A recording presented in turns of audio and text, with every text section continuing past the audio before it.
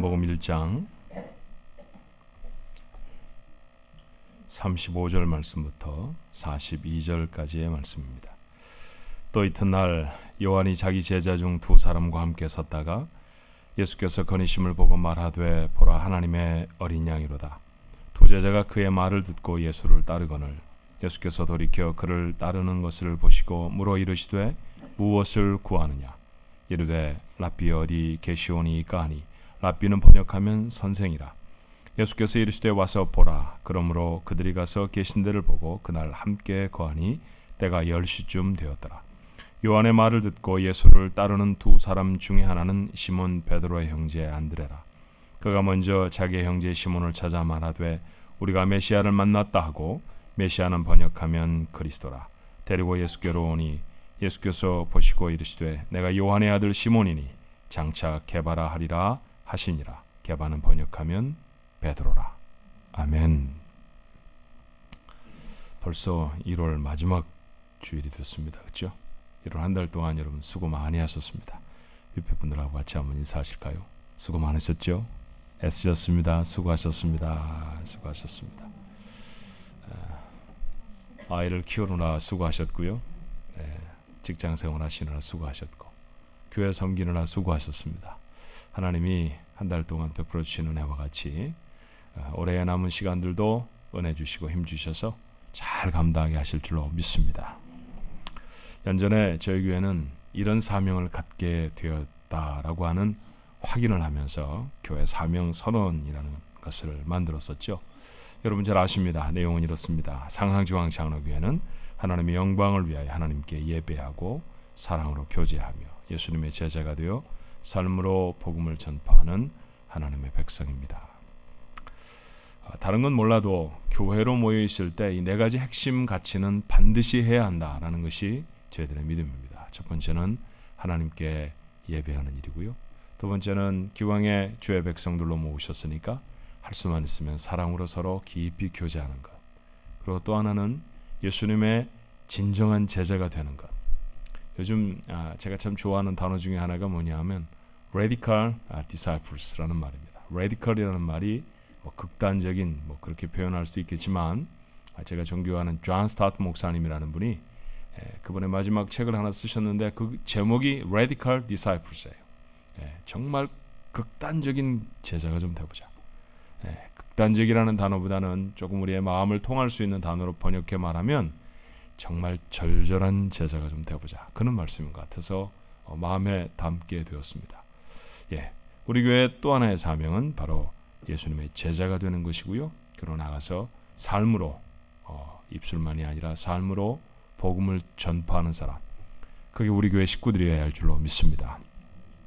그 중에 하나 예수님의 제자가 되는 것. 오늘 여러분과 함께 말씀을 나누고 싶어요.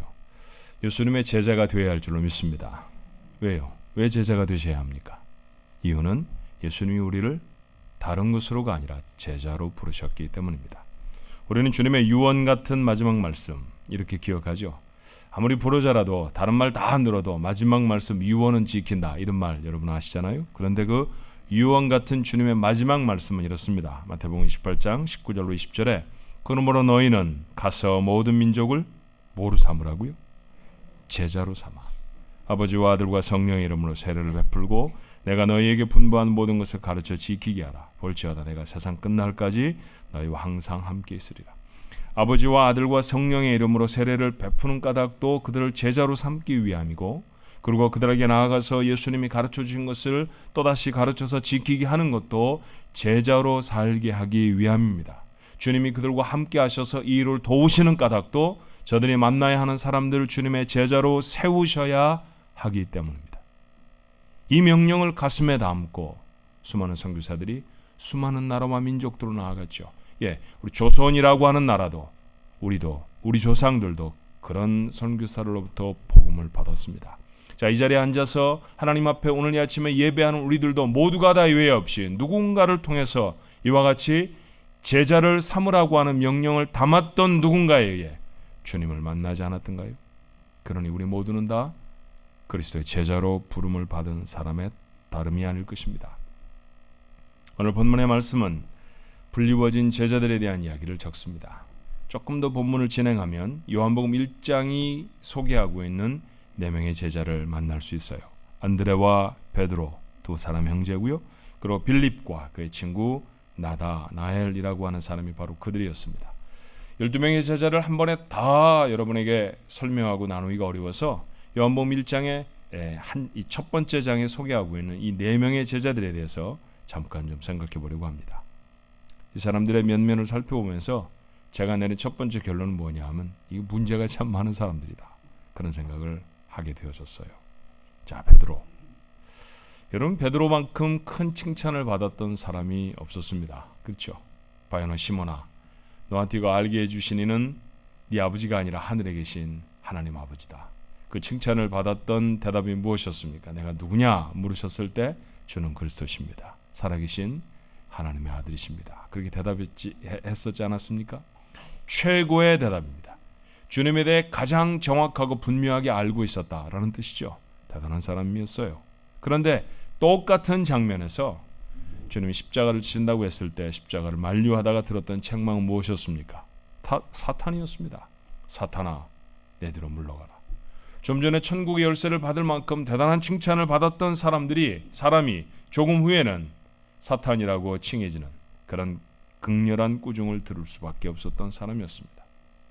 가장 부끄러운 실수를 한 사람도 아마 베드로가 아니었나 싶어요. 닭 울기 전에 3번이나 주님을 부인했죠. 예루살렘에 가면 베드로 기념교회가 있습니다. 어떤 교회든지 교회 지붕에는 십자가가 꽂혀 있잖아요. 베드로 기념교회는 닭이 놓여 있습니다. 닭을 이렇게 하나 조각을 해서 올려놨더라고요. 베드로는 전설인데 평생 닭만 울면 안절부절을 못했대죠. 늘 마음이 슬프고 늘 울고 내가 어쩌다 주님을 부인했던 거, 내가 어쩌다 주님을 저주했던 거. 큰 믿음의 사람이었고 크게 쓰임을 받았던 사람이었지만 정말 큰 실수도 했던 사람이었습니다. 감당이 안 되는 다혈질적인 성격의 사람이죠. 저는 압니다. 이 중에 몇몇은 베드로입니다. 나다나엘이라는 사람은 어떨까요? 우리 읽지는 않았습니다만 조금 더 성경을 진행해 나가다 보면 요한복음 1장 46절에 나다나엘이 이르되 나사렛에서 무슨 선한 것이 날 수 있느냐? 빌립이 가서 자, 주님을 만났다, 메시아를 만났다, 한번 와봐라 그랬더니 했던 반응이 무엇이냐면 어디 출신인데 나사렛에서 자라셨어. 그래? 나사렛에서 무슨 선한 게 날 수 있어? 그게 대답이었습니다. 여러분, 대답치고는 좀 생뚱맞죠? 그렇죠? 보통 안 가겠다고 해도 이런 식으로 대답하면요, 친구 관계조차도 어려워지는 법입니다. 지역적인 편견을 가지고 있었을까요? 어쩌면 자기 고집에 사로잡혀 있는 사람일지도 몰라요. 또 우리 중에 몇몇은 나다나엘일 것입니다. 언급하지는 않았지만 우리의 본문 속에 나타나지는 않는 사람이지만 예수님의 제자 중에 어떤 이는 동족을 착취하던 세금 징수원, 마태라는 이름의 사람이었죠. 그런 사람이 있었던 것을 압니다. 조국의 독립을 꿈꾸며 가슴에 칼을 차고 다니던 비밀 결사대도 있었습니다. 예수님이 부르신 12명의 제자 모두가 다 문제가 있는 사람들이었죠. 또 하나, 이들의 얼굴들을, 이들의 삶을 살펴보면서 제가 가졌던 결론은 자랑할 게 별로 없는 사람들이다라는 것이었습니다. 베드로와 안드레, 그저 평범한 어부였죠. 더군다나 베드로는 많이 배우지 못한 사람이었습니다. 괜히 어부였으니까 많이 배우지 못했을 것이라고 우리가 지레짐작하는 것일까요? 아닙니다. 그들이 사역을 시작했을 때, 그들이 복음을 전할 때, 그들의 복음을 듣고 사람들이 어떤 반응을 가졌을까요? 사도행전 4장 13절의 말씀에 보니까 그들이 베드로와 요한이 담대하게 말함을 보고 그들을 본래 학문 없는 범인으로 알았다가 이상하게 여겼다라고 했어요. 공부 많이 못한 사람이라는 것 사람들이 다 알았다는 것이죠. 자랑할 게 없었습니다. 보통 우리가 뭐 자랑할 때 뭘 가지고 있다, 또 학교가 어디다, 뭐 이런 거 자랑하잖아요. 아버지가 누구다, 뭐 이런 거. 근데 자랑할 만한 게 아무것도 없었습니다. 베드로 아버지 시몬이라고 알고 있지만 그 사람 뭘 했는지 우리 잘 모릅니다. 직업이 뭐 대단한 사람도 아니었고요. 그리고 우리가 그렇게 좋아하는 공부도 많이 한 사람이 아니었습니다. 나다나엘은 어떨까요? 나다나엘이라고 요한은 기록합니다만 다른 성경에서는 바돌로메라고 더 잘 알려있는 사람입니다. 바돌로메. 여러분 아시잖아요. 바라는 말은 히브리 말로 아들이라는 뜻이에요. 그러니까 이 말을 굳이 우리말로 번역하면 돌로메의 아들입니다. 한번 생각해 보십시오. 누굴 보고 돌로메의 아들 그러면 아버지 돌로메가 유명합니까? 돌로메의 아들인 바돌로메가 유명하다는 얘기입니까? 이게 헷갈리시는구나, 이 아침에. 이게 공복이라 헷갈리시는가 보네. 여러분 잘 생각해 보세요. 만약 나를 내 이름으로 누구한테 소개하는 게 아니라 그 사람 아버지가 누구야 이러면 제가 유명해요? 제 아버지가 유명해요? 아버지가 유명한 거죠. 바돌로메 유명하지 않은 사람입니다. 누가 유명합니까? 아버지가 유명한 사람입니다. 잘 알려져 있는 아버지 돌로메라는 사람의 아들, 그 정도의 사람입니다. 별로 유력한 사람이 아니죠. 예수님이 대제사장의 집에 체포되어 가셨을 때에도 그 집 안에 들어갈 만한 유력자는 부잣집 아들이었던 요한 정도밖에는 없었습니다. 그렇고 그런 사람들입니다. 자, 이쯤에서 잠깐 멈추십시다. 문제가 많은 사람들, 그저 그렇고 그런 사람들이 예수님의 제자들이라고 하는 사실을 성경이 숨기지 않고 우리에게 모두 다 보여주는 까닭이 뭘까요? 거기에 진리가 있어요. 문제가 많은 인생이라고, 너무 보잘것없는 인생이라고, 주님께 나오지 못할 이유도, 주님이 쓰시지 못할 이유도 없는 줄로 믿습니다. 아직도 학교 졸업한 지 30년, 40년쯤 지났는데 어떤 학교를 못 가서 속상하고 어떤 학교를 다녀서 폼 잡고, 적어도 중학교 다니는 여러분들은 안 그랬으면 좋겠습니다. 그런 것 갖고 불리워진 사람들이 아닙니다. 내가 가지고 있는 어떤 능력이나 내가 가지고 있는 어떤 자료로 부름받은 사람들이 아니라는 사실, 제자들을 보면 확인하지 않습니까? 도리어 주님은 그 모든 것들을 다 아시고도 그들을 부르셨습니다. 맞습니다. 주님은 우리의 모자람과 부족함을 다 아시고도 주님의 제자로 부르셨는 줄로 믿습니다. 그렇게 불리워진 사람들이에요. 자, 오늘 본문의 말씀에 보니까 안드레는 세례 요한의 안내를 받아서 예수님께 나왔습니다. 베드로는 안드레의 전도로, 그리고 조금 더 성경을 진행해 나가다 보면 나다나엘이라고 하는 사람은 빌립의 전도로 나왔습니다. 자, 적어도 요한복음 1장이 기록하고 있는 바대로 보면 예수님이 직접 부르신 사람은 빌립밖에 없어 보여요. 하지만 사실은 무엇일까요?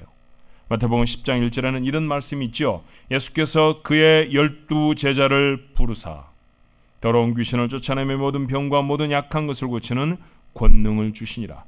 그러고 나서 언급되는 이름들이 마태, 마가, 누가 이런 사람들이죠. 그죠?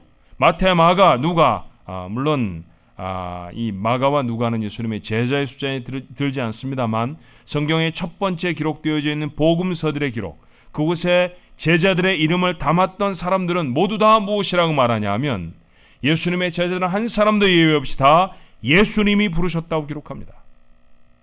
그래서 요한의 진술은 이런 거예요. 요한복음 6장 44절에 나를 보내신 아버지께서 이끌지 아니하시면 아무도 내게 올 수 없다라고 말이죠. 그들 모두는 다 하나님이 예수께로 이끌어온 사람들입니다. 우리의 얘기를 하면 어떨까요? 우리는 어떻게 주께로 나오게 되었습니까? 정말 좋은 친구 만나서 여학생 소개시켜줄게 이러고선 교회 첫발 디뎠던 사람들 있죠. 손들라고 안 할 테니까 속으로 동의하셔야 합니다. 그러다가 신앙생활을 하게 된 사람이 있습니다. 정말 좋은 친구입니다. 부모가 태어나 보니까 부모가 열심히 교회를 다니고 있던 분들이 있습니다. 정말 좋은 집에 태어나셨습니다. 부모가 부자가 아니더라도, 부모의 성품이 조금 문제가 있으셨더라도 그분들이 신앙을 가지고 그 신앙을 여러분에게 유전해 주셨다는 것만으로도 그분들은 존경받기에 부족함이 없습니다. 좋은 집안입니다. 그렇죠. 어떤 사람은 학교를 미션 스쿨로 다녀서 그러다가 예수를 믿은 사람도 있습니다. 기가 막힌 뺑뺑이었습니다. 그거 못 알아듣는 분이 있죠, 그죠? 우리 고등학교 추첨할 때 뺑뺑이 돌린다고 그랬잖아요. 둥그런 번데기 판 같은 거 돌려가지고 어떤 학교 이렇게 붙잡고 참 지독하게도 무식한 시대를 지났던 경험이 있습니다. 어떤 그래서 학교 배정되는 것을 천박한 말로 뺑뺑이라고 말했죠. 우리 그렇게 해서 갔습니다. 그런데 붙잡고 가보니까 미션 스쿨이었습니다. 그래서 예배도 드리고, 그래서 하는 모든 행사도 종교 행사고, 그러다 보니 예수를 믿었던 분들도 있습니다. 기가 막힌 학교에 졸업하신 겁니다. 그렇죠? 어떤 분은 이민을 와서 한국 음식을 도대체가 먹을 수가 없어서 직장을선을 받으려고 하면 어떻든 교회로 가야 한다고 해서 그래서 나오셨던 분도 계실지 모릅니다. 잘 오셨습니다. 여러분, 이유와 방법은 어떤 것이 되어졌든지 간에 그 배후에 하나님이 나를 향한 계획이 있으셨음을 우리는 잊어서 안 될 것입니다. 하나님이 계획하신 것이죠. 하나님이 계획하셔서 믿음의 친구를 주시고, 하나님이 계획하셔서 믿음의 배우자를 만나게 하시고, 하나님이 계획하셔서 학교를, 이웃을, 그리고 이민을, 이 자리까지 믿음의 사람이 되어지도록 하나님이 그 뒤에 계획하고 계셨습니다. 성경은 이것을 하나님의 예정이라고 말하죠. 로마서 8장 29절은 우리의 구원받음을 바울의 입을 통해 이렇게 설명합니다. 하나님이 미리 아신 자들을 또한 그 아들의 형상을 본받게 하기 위하여 미리 정하셨으니 이는 그로 많은 형제 중에서 맏아들이 되게 하려 하심이라. 오늘 성경이 우리를 뭐라고 말하던가요? 우리는 모두 다 하나님이 미리 아신 자들입니다. 여러분 믿으십니까? 세상이 만들어지기도 전에 하나님은 여러분의 이름을 아십니다. 안 잊어버리려고 어떻게 하셨다고요? 이사야는 뭐라고 말하던가요? 여러 번 드렸던 말씀이니까 이제 레퍼런스를 적지 않아도 기억하셔야 되잖아요. 뭐라고 얘기하던가요? 하나님이 내 이름을 손바닥에 적으셨다고요. 그 얘기를 읽을 때마다 가슴이 쿵 하지 않아요? 하나님이 내 이름을 잊어버리지 않으시려고 당신의 손바닥에 적어주셨습니다. 야, 하나님의 손바닥은 엄청 커야 되겠네. 여러분 이름을 다 적으셔야 돼. 야, 됐으니까. 그렇게 적어졌습니다. 그렇게 주님이 하십니다. 내 아버지, 내 어머니가, 내 친척이 내 이름을 아무개라고 지어주기 전에 하나님은 이미 내 이름을 아십니다. 감동이 있잖아요. 그래요. 우리는 주 안에서 이미 하나님의 자녀로, 주의 거룩한 일의 동역자로 미리 정해진 거룩한 사람들입니다. 우리가 결심했죠. 아, 내가 예수 믿을 거야. 내가 중앙교회 다닐 거야. 그러나 여러분 아십니까? 여러분이 가졌던 그 어떤 결심 이전에 하나님이 저건 내 아들이야, 저건 내 딸이야 라고 하는 하나님의 결심이 있었다는 사실을 잊지 마십시오. 우리가 하고 안 하고를 결정하기에 앞서서 하나님 우리에게 맡기실 거룩한 사역을 이미 가지고 계십니다. 그게 우리의 모습입니다. 그래서 주님은 베드로에게 말씀하시죠. 오늘 본문 42절에 데리고 예수께로 오니, 베드로를 데리고 왔다는 말입니다. 그러니까 예수님이 뭐라고 말씀하시는가요? 내가 요한의 아들 시몬이니, 시몬이라고 불리워졌던 사람이었습니다. 장차 게바라하리라.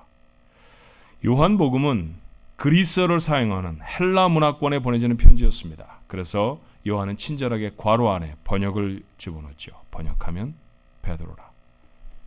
헬라어로 번역하면, 그리그로 번역하면 그가 베드로라는 말입니다. 그리고 영어하고 가까우니까 사촌간이니까 영어 이름으로는 피터, 이 가운데도 피터가 몇 사람 있습니다. 그렇죠?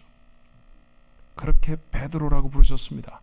게바라는 말의 뜻이 무엇입니까? 번역하면 그 게바라는 말을 그 히브리 말을 헬라어로 번역하면 베드로라고 했는데 그 말이 가지고 있는 뜻은 무엇인지를 아십니까?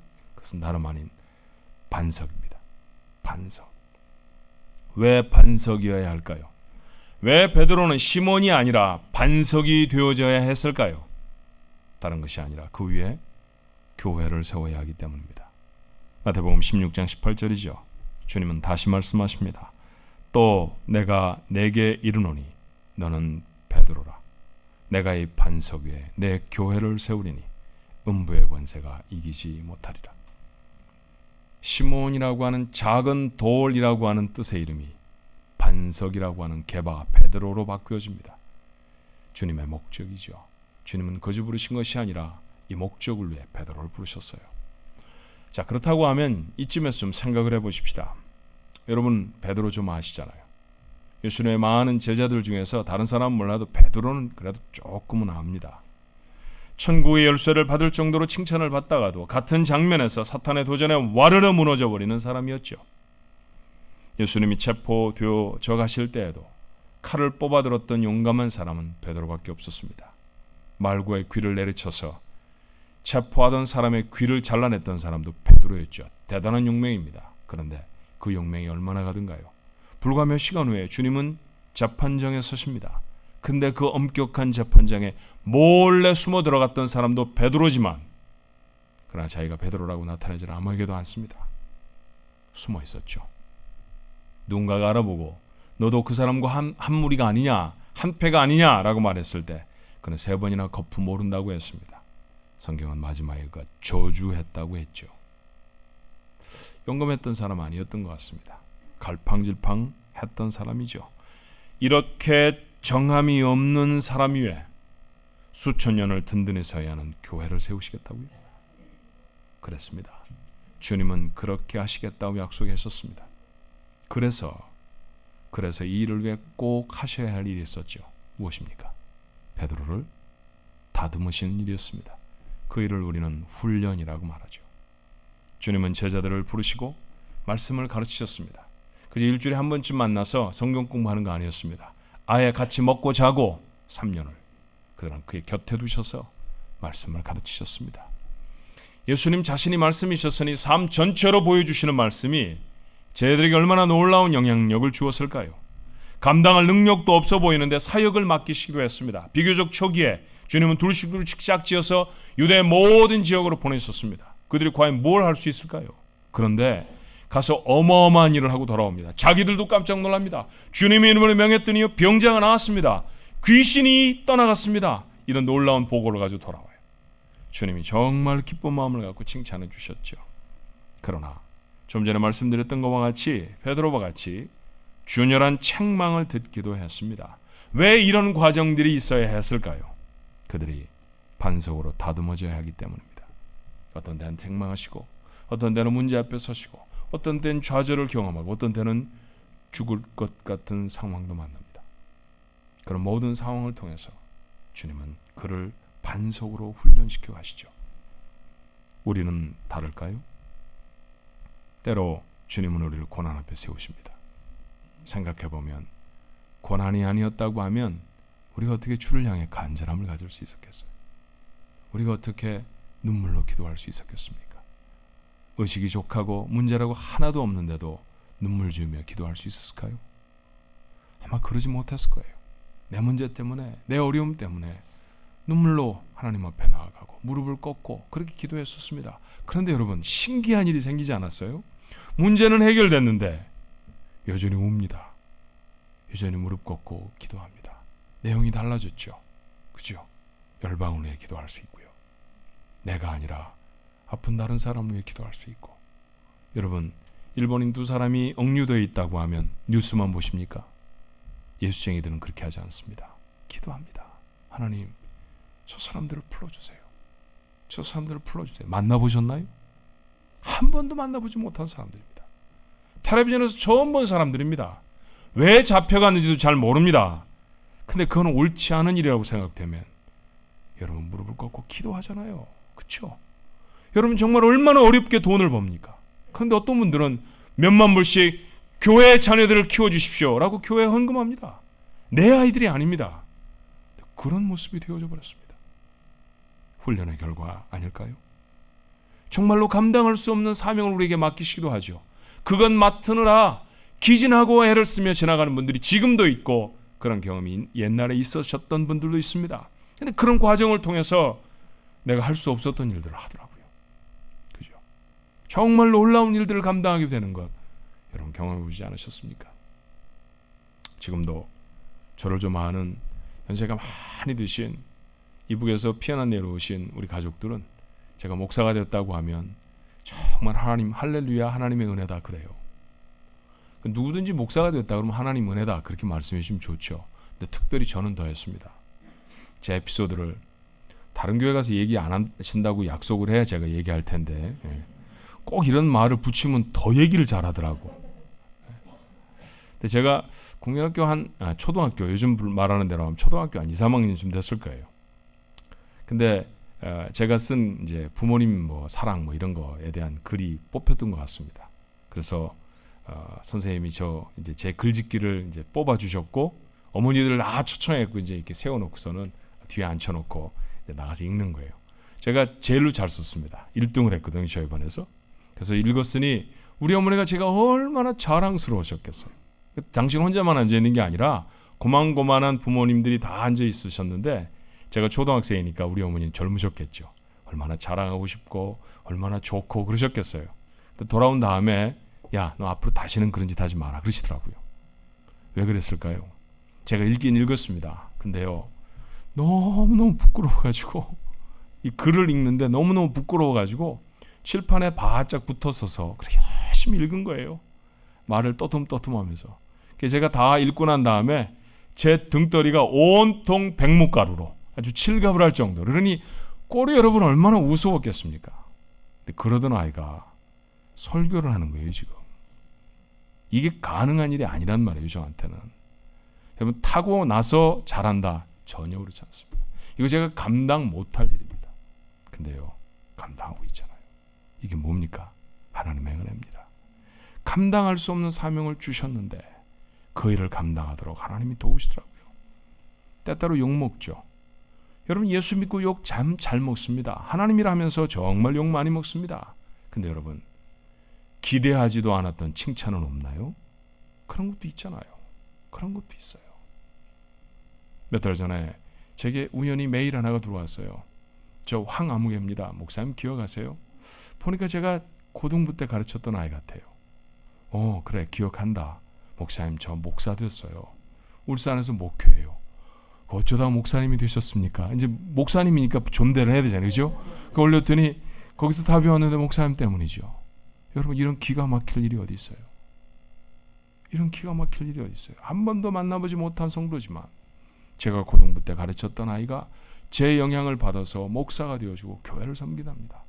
이런 놀라운 칭찬 기대 못했습니다. 근데 저 감당합니다. 주님이 부르셔서 제 못난 거 다듬어 주시고 하나님이 이렇게 사용하시죠. 맞습니다. 우리를 진짜 예수님의 제자로 다듬어 가시는 과정입니다. 하나님은 이 일을 예배를 통해 하시죠. 오늘도 예배 통해서 하나님 앞에 예배하면서 말씀 들으면서 맞아 여러분, 그런 생각하시면서 하나님 그렇게 다듬어 가십니다. 교회 공동체를 통해서 하나님 이루어내십니다. 여러분의 일상의 삶을 통해서 하나님은 여러분을 주님의 제자로 다듬어 가십니다. 그러나 보다 적극적으로 이 훈련에 임하는 과정이 있어요. 교회가 가지고 있는 제자 훈련의 과정입니다. 2월에 시작해서 11월에 마칩니다. 남의 얘기를 하는 게 아니에요. 긴 과정 어떻게 하나? 여행도 가야 되는데 여러분, 여행은 한 번 못 가도 괜찮습니다. 근데 제자는 반드시 돼야 합니다. 고민해보고 애를 써보고 눈물을 흘려보고 자기 가슴을 쥐어뜯는 과정이 없이 어떻게 주님이 원하시는 사람이 되어질 수 있을까요? 아직도 머뭇하시는 분들이 계시다고 하면 마음에 결단할 수 있게 되길 바랍니다. 교회가 가지고 있는 가장 중요한 사역이 하나입니다. 여러분들이 그곳에 지원해서 주님의 멋진 반석들로 다듬어지기를 주님의 이름으로 축원합니다. 고기잡이밖에 모르던 제자들에게 주님은 사람을 낚는 어부가 되리라 말씀하셨죠.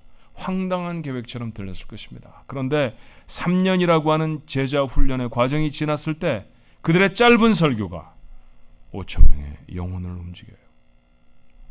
우리 주님은 같은 일을 우리에게도 이루실 줄로 믿습니다. 요한복음 1장 36절로 37절의 말씀에, 오늘 본문의 초반부의 말씀에 보면 세례 요한의 제자들이었던 안드레, 그리고 또 다른 한 제자, 이 또 다른 한 제자는 요한복음을 기록한 사도 요한인 것으로 추정이 돼요. 이 두 사람이 예수님을 쫓습니다. 그런데 여러분, 원래는 누구의 제자였다고요? 세례 요한의 제자였습니다. 세례 요한에게 열심히 배우다가 저분이 예수님이다 그러니까 요한 버리고 예수님에게로 갔다, 그런 얘기 아닙니까? 여러분, 요즘 좋아하는 의리로 보면 이게 잘못된 일 아니에요. 그죠? 하다못해 식혜 한 그릇을 먹어도 의리를 찾는데 이거 이러면 안 되는 거잖아요. 그죠? 그래 보이는 말씀 아닙니까? 근데 여러분, 기억해야 합니다. 살아가면서 이걸 의리를 지키는 일이냐 아니냐라고 하는 갈림길에 설 때가 종종 있겠습니다만, 그러나 인간적인 의리를 지키기에 앞서서 해야 할 일이 성경은 있다고 말하는 거죠. 그건 무엇입니까? 예수님을 따르는 일입니다. 우리의 전생애를 놓고 잃어버리지 말아야 할 원칙이 있습니다. 주님은 때때로 이런 일을 하시지만 의리를 지키는 것이 종종 주님의 일이더라고요. 거의 대부분 주님은 의리라는 것을 굉장히 중요하게 생각하십니다. 그러나 그럼에도 불구하고 의리보다 중요한 건 뭔가요? 주님을 따르는 것입니다. 돈이 되는 일보다 중요한 건 주님을 따르는 일이고요. 오래 사는 것보다 중요한 것은 주님을 따르는 일입니다. 요한복음 14장 6절의 말씀에 이렇게 말씀하시죠. 예수께서 이르시되 내가 곧 길이요 진리요 생명이니 나로 말미암지 않고는 아버지께로 올 자가 없느니라. 여러분은 무엇을 따라 사십니까? 우리는 정말 많은 경우에 몸의 요구를 따라 삽니다. 오늘 피곤해. 난 더 이상 못해. 내 나이가 몇인데. 아닙니다. 정말 많은 경우에 돈의 요구를 따라서 합니다. 돈이 되는 일이라고 하면 얼마나 열심히 하는지 몰라요. 돈이 되지 않는 일들은 별반 하지 않습니다. 여러분 아세요? 인생을 거반 정리하시는 분들에게 여쭤보면 돈이 될 만한 일을 했던 건 거의 기억을 못 하십니다. 돈이 되지 않았던 일들, 그 일에 자신의 시간과 생명을 들였던 일들이 감격으로 남아있더라고요. 어떤 사람은 지위를 따라갑니다. 높은 자리를 준다고 하면 그 자리 차지하려고요. 어떤 회의를 모이면 자기가 더 높은 자리에 가려고 라비를 하는 사람들을 수도 없이 만납니다. 아니어야 합니다. 사람을 염두에 두는 분들도 있죠. 두려움이 여러분을 움직이게 될 때도 있습니다. 그러나 우리가 따라야 할 것들은 아닙니다. 제자들은 주님이 제자로 부르셨을 때 즉시 주님을 따랐습니다. 오늘 요한복음 1장을 나눈 우리에게 주님은 즉시 떠나 예수님을 따르라고 요구하십니다. 하나님의 나라를 이루신다는, 사람의 영혼을 구원한다는 그 엄청나고 거룩한 일에 도무지 맞지 않는 사람들이죠. 일의 규모에도 일의 중요성에도 어울리지 않는 문제투성이의 사람들이지 않았습니까? 근데 주님은 그 사람들을 부르시고 그 사람들을 붙들고 고쳐가십니다.